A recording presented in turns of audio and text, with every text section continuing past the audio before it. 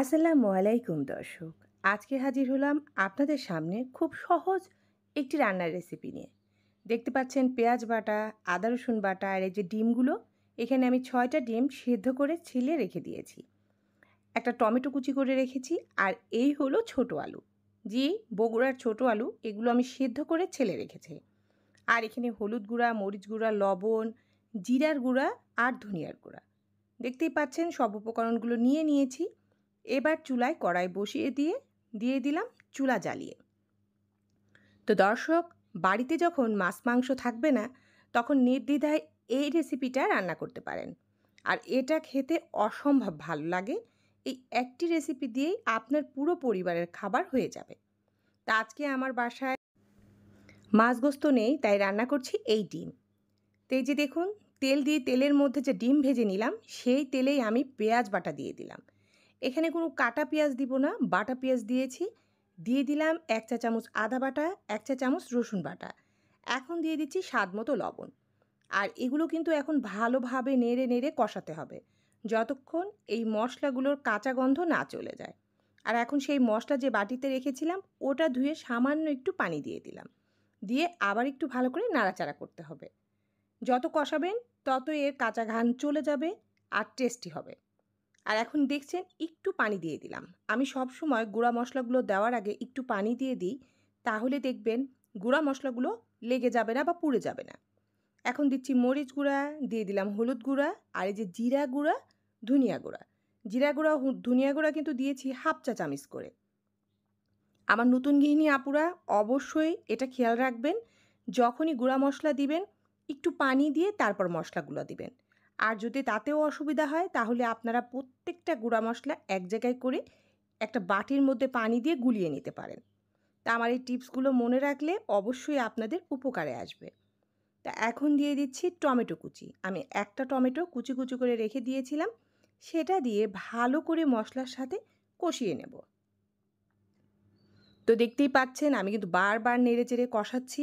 আপনাদেরকেও ঠিক এইভাবে কষাতে হবে। এখন দিয়ে দিচ্ছি একটু পানি, যাতে টমেটোটা সেদ্ধ হয়ে যায়। অল্প কিছু সময় ঢাকনা দিয়ে দিয়েছিলাম। এখন ঢাকনা তুলে সেই আলুগুলো দিয়ে দিচ্ছি। আর এই আলুগুলো দেওয়ার পর কিন্তু একটু নাড়াচাড়া করে এটাকেও ঢাকনা দিয়ে দিব।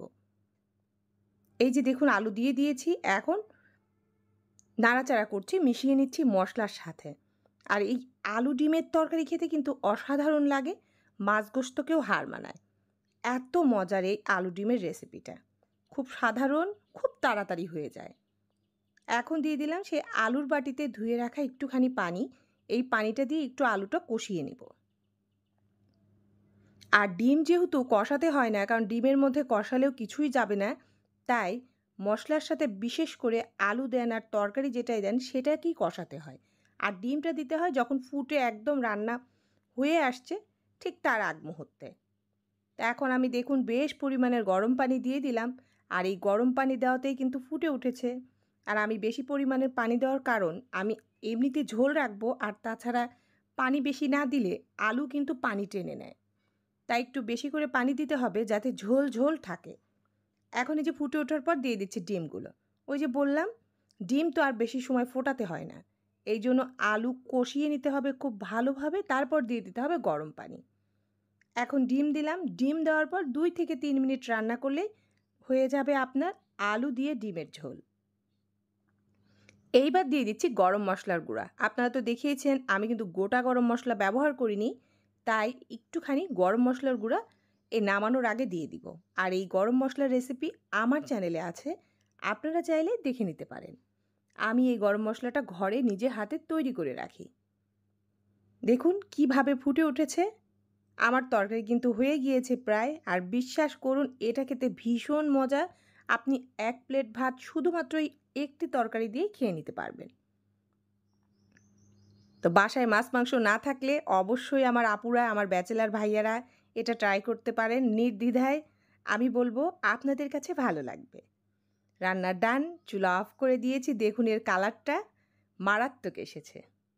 তা আমি সুমি এখন আপনাদের থেকে বিদায় নিয়ে নিচ্ছি। আল্লাহ হাফেজ। আসসালামু আলাইকুম।